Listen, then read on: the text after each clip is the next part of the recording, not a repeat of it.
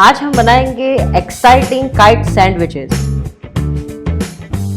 इसके लिए सबसे पहले वाइट प्लेट में एक टोस्ट लें और उसके ऊपर आप शेजवान चटनी जो है उसको अच्छी तरह से स्प्रेड कर लें। और अब इसके ऊपर ककड़ी और टमाटर के स्लाइस रखें।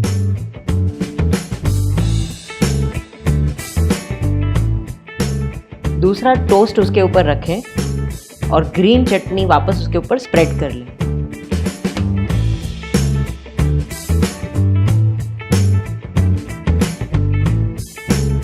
और अब इसके ऊपर एक गोभी का पत्ता रख दें ताकि अब ये आपकी 3 लेयर वाली सैंडविच तैयार हो जाए।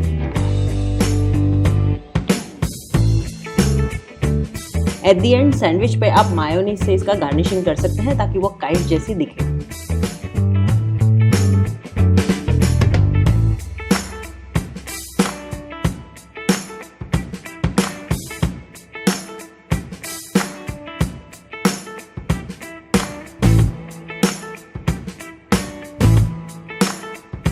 हमारे चैनल को सब्सक्राइब करें और फेसबुक पेज को लाइक करें ताकि आपको डेली रेसिपीज वीडियोस मिलते रहें। और अब हम मिलेंगे नई रेसिपीज के साथ।